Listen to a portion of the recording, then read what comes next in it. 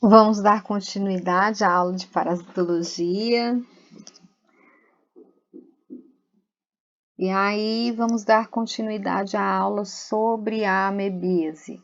Como eu informei anteriormente na aula, a transmissão ela ocorre sempre por ingestão de cistos que são oriundos de fezes de um portador. Esse cisto também, pode ser disseminado por diversas formas, como por exemplo pelo vento, por moscas e baratas também, que podem contaminar água e alimentos, ou mesmo por a transmissão, o contágio ocorre por práticas inadequadas de higiene. Em relação à sintomatologia da amebíase, as formas sintomáticas, elas apresentam as seguintes manifestações clínicas. Nós temos a colite não desentérica, onde o paciente apresenta evacuações diarreicas, às vezes contendo muco ou sangue. Pode haver alternância entre as evacuações e períodos de funcionamento normal do intestino. Temos também a colite desentérica, que ela é causada por cólicas intestinais e diarreias mucosanguinolentas, que podem ser acompanhadas também de tenesmo e tremores de frio. As formas agudas ou fulminantes de colite desentérica podem ser resultado da confluência de úlceras com necrose de grandes porções.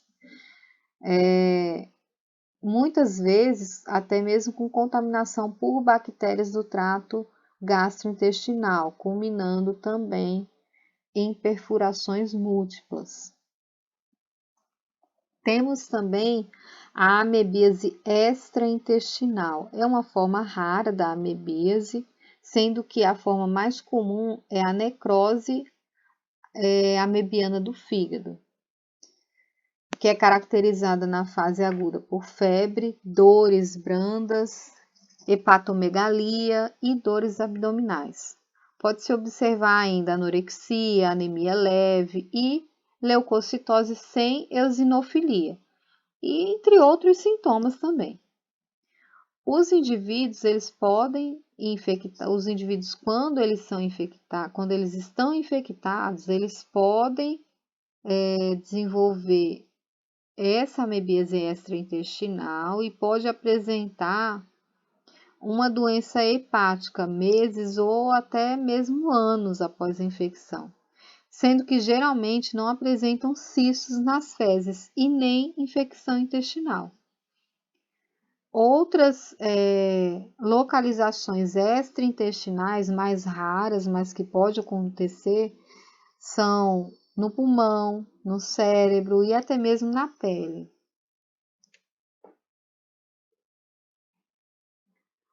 O diagnóstico da amebíase, como ele é feito? Geralmente ele é feito pela pesquisa de cistos do parasito nas fezes do paciente. Isso através do método direto ou mesmo utilizando conservantes como SAF, Formol, Formol 10% ou MIF, que foram conservantes apresentados para vocês na nossa última aula presencial. E se eu soubesse que em seguida a gente ia ter um grande recesso aí, eu tinha dado um beijo e um abraço em cada um de vocês. Eu nunca senti tanta falta de dar aula presencial. Mas é um distanciamento necessário nesse momento. Mas eu quero dizer aqui para vocês, vou interromper um pouquinho essa aula para dizer que eu estou morrendo de saudade de vocês, de verdade. Inclusive do falatório de Alexandre, estou morrendo de saudade. Bem, entre os métodos de diagnóstico, nós também conseguimos fazer o diagnóstico por métodos imunológicos. Nesse caso, os mais utilizados são RIF e ELISA. Os exames coproparasitológicos eles podem ser realizados utilizando tanto o método de sedimentação espontânea, o Hoffman, ou o de sedimentação por centrifugação, como por exemplo o método de Blagg e o de Ritch. Também pode-se fazer pelo método de centrifugo,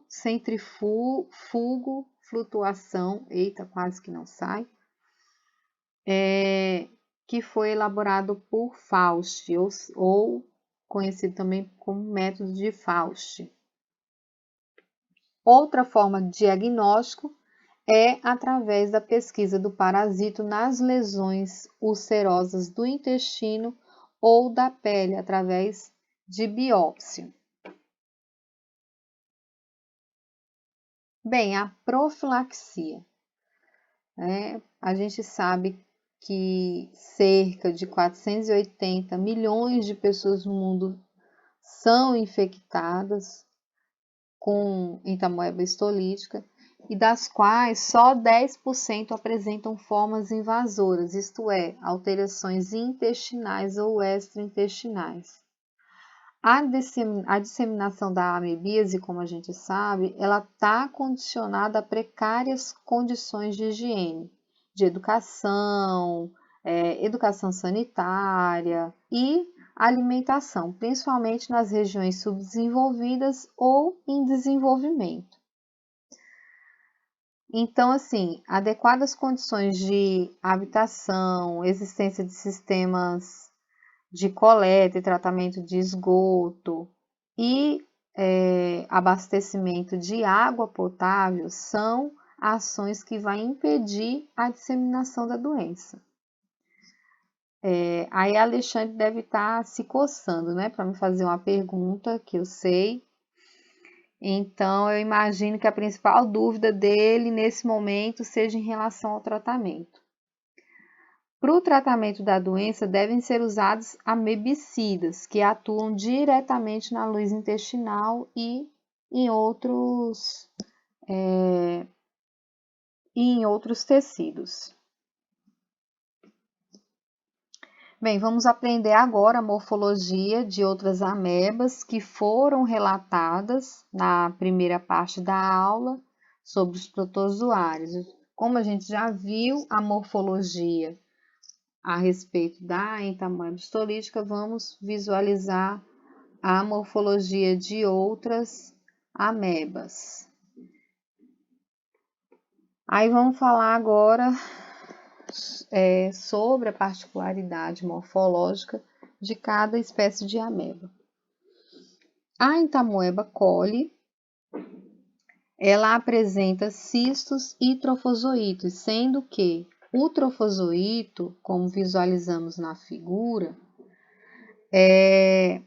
ele possui um único núcleo, sem simetria, que mede cerca de 20 a 50 micrômetros.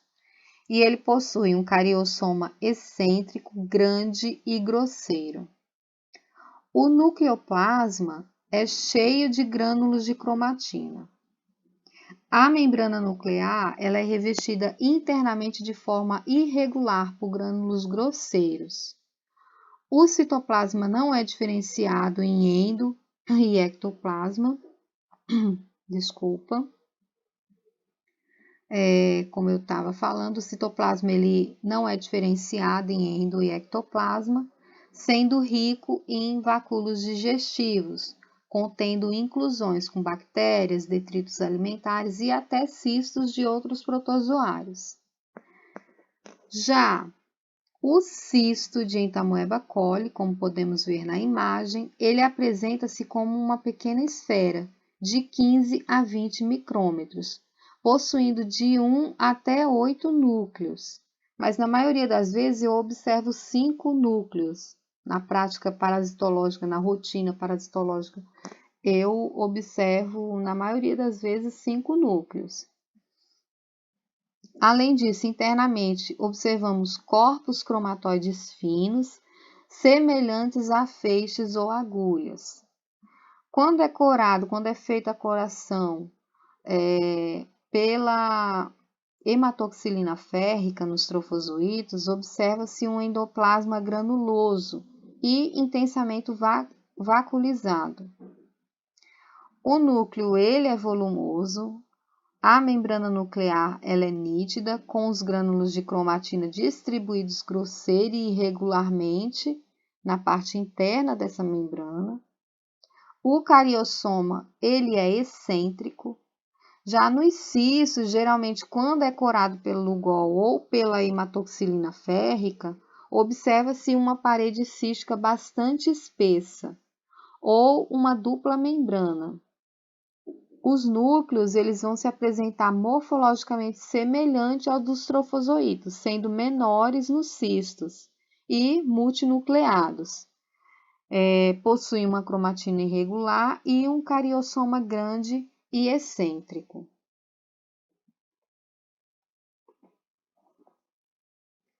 Já Iodamoeba bustili é uma membrana pequena que mede cerca de 10 a 15 micrômetros, tanto o cisto quanto o trofozoito. É muito comum entre nós, mas não é patogênica. O núcleo tem membrana espessa e não apresenta cromatina periférica. O cariossoma ele é muito grande e central, e o cisto, como visualizamos na figura, possui um só núcleo e um grande vacúolo de glicogênio, que quando é corado pelo Lugol, toma uma coloração meio castanho escuro. É uma ameba comensal do intestino grosso no homem e é formada encontrada, né? É uma forma de protozoário que é encontrada em várias espécies de primatas e também no porco, mas parece que essas formas nesses animais eles não infectam o homem e vice-versa. Endolimax nana é um tipo de ameba que parasita o homem e os animais domésticos, sendo muito frequente em nosso meio, principalmente em regiões quentes. É muito pequena e vive nos segmentos cólicos do intestino humano, sem causar nenhum mal. Os cistos, conforme podemos visualizar nessa imagem, eles são elípticos ou ovais, ovoides, né? E mede mais ou menos de 8 a 12 micrômetros, isso no maior diâmetro, por 5 a 7 micrômetros de largura. Possui no interior 4 núcleos pequenos, que são pobres em cromatina. No citoplasma, a gente pode observar algumas vezes corpos cromatóides pequenos, redondos, ovoides ou como um formato de bastonete curto. Pode também existir um vacúolo de glicogênio. Já o trofozoito, ele mede em torno de 10 micrômetros, possui o citoplasma claro, uma membrana nuclear fina e sem grãos de cromatina. Tem também um cariossoma grande e irregular.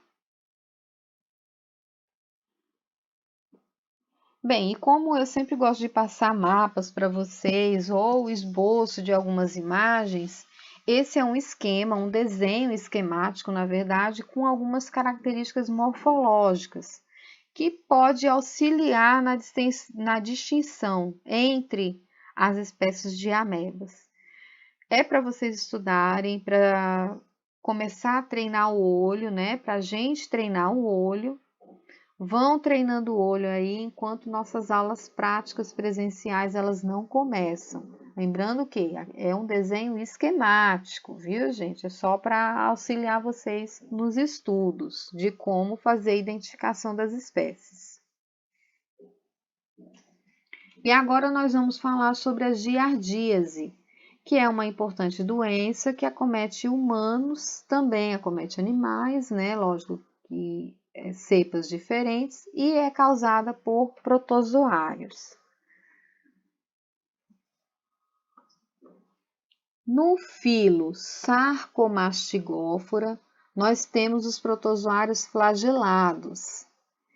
E, dentre as espécies patogênicas importantes desse filo, nós temos a Giardia lamblia. Este protozoário do subfilo Mastigófora, ele se locomove através dos seus 4 pares de flagelos. Por isso, é considerado um protozoário dentro do grupo dos flagelados. Assim como as amebas, a Giardia lamblia ela também se apresenta em 2 estágios evolutivos. Nós temos o trofozoito e cisto. O trofozoito ele tem um formato de pera e o cisto ele é oval e elipsoide.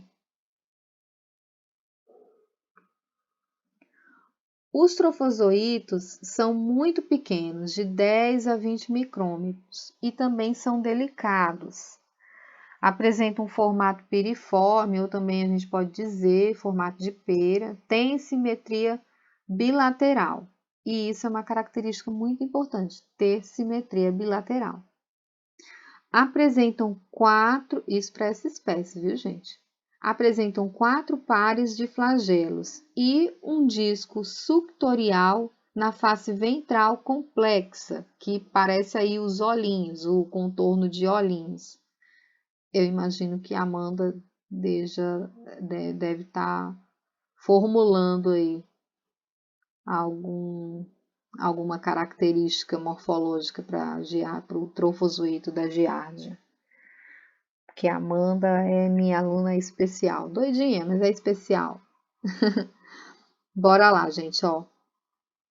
A face dorsal, ela é côncava e lisa e sem modificações.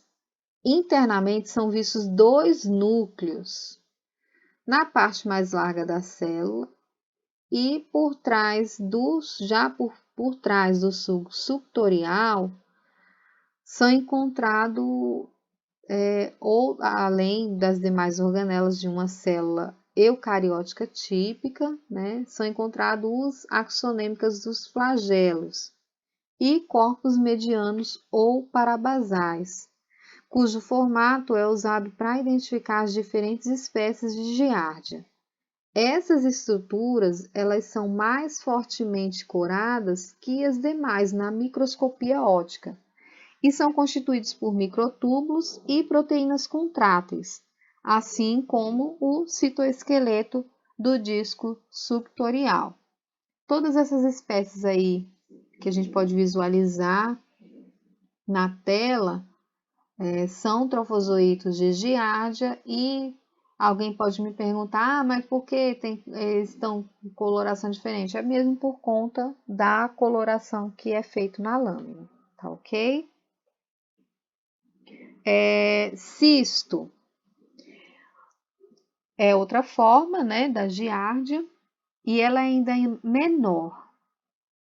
Ela possui de 8 a 12 micrômetros, mas tem um formato elipsoide, não apresenta flagelos nem disco suctorial.